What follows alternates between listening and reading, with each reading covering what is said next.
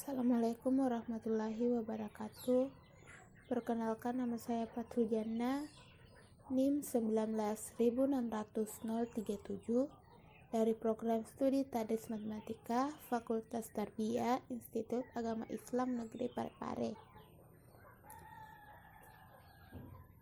Dalam video ini saya akan membahas tentang analisis variabel pembelajaran.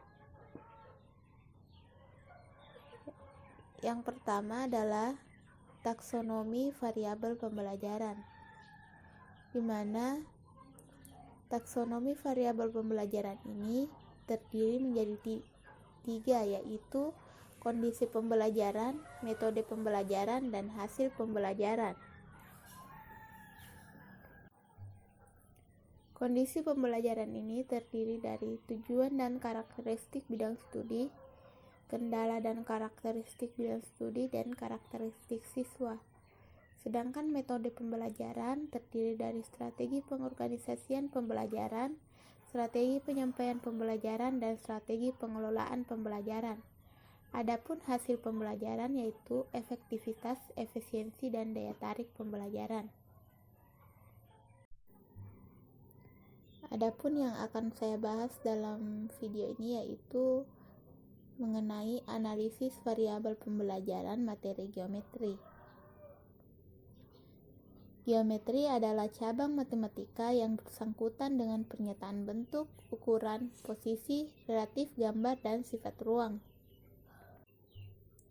Geometri juga adalah sebuah ilmu pengetahuan praktis yang mempelajari tentang panjang, luas, dan volume.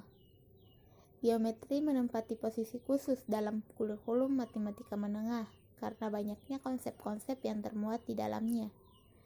Dari sudut pandang psikologi, geometri merupakan penyajian abstraksi dari pengalaman-pengalaman visual dan spasial, misalnya bidang, pola, pengukuran, dan pemetaan.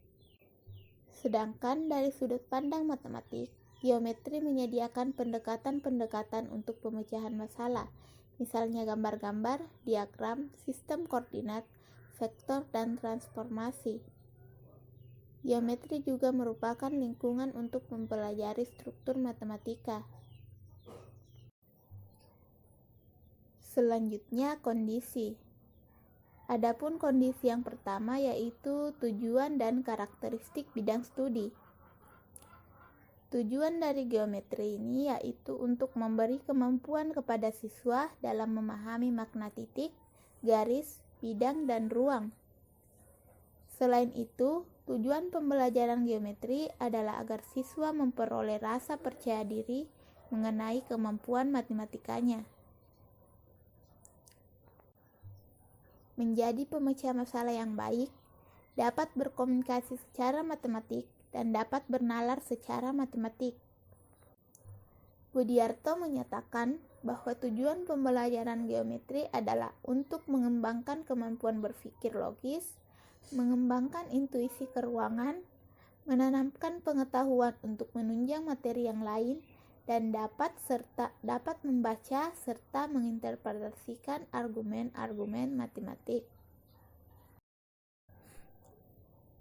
Adapun kondisi yang kedua yaitu kendala dan karakteristik bidang studi.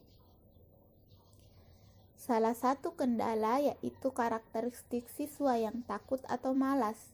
Hal itu menjadi suatu kendala bagi guru untuk menyampaikan tujuan pembelajaran secara maksimal.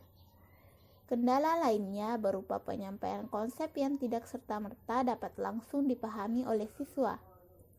Belum lagi pada saat pemberian contoh dan latihan yang menurut siswa tidak sama sehingga terkendala dalam penyelesaian. Apalagi dalam mempelajari materi geometri ini masih banyak siswa yang kesulitan dalam memahami konsep-konsep geometri. Selain itu, banyak juga siswa yang keliru menganggap gambar bangun ruang sebagai bangun datar. Siswa juga masih sulit menentukan garis bersilangan dengan garis berpotongan.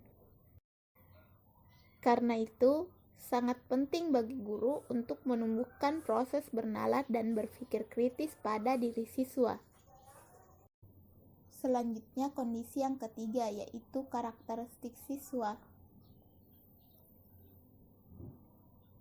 Karakter umum dari siswa yang mempelajari materi ini beragam.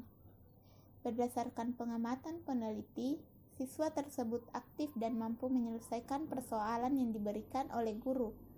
Lain kesempatan, siswa terlihat pasif atau tidak antusias. Siswa cenderung tidak mengetahui gaya belajarnya sendiri sehingga bergantung dari pembawaan guru pengajar mata kuliah.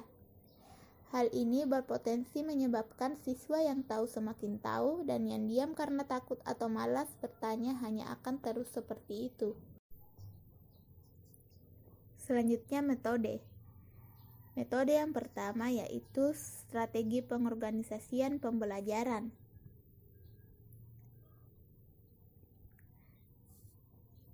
Dalam kasus pengorganisasian pembelajaran pada materi geometri, guru atau tenaga pendidik dapat membuat pengorganisasian isi materi yang akan diajarkan dengan memberi penjelasan secara mendalam terhadap suatu konsep dasar dan memperkuat bahasan materi tersebut dengan masalah-masalah yang mengharuskan mahasiswa menyelesaikannya secara berkelompok maupun individu.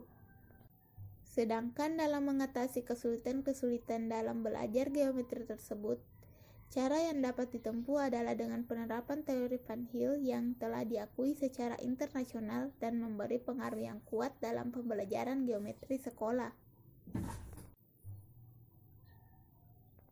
Adapun metode yang kedua, yaitu strategi penyampaian pembelajaran.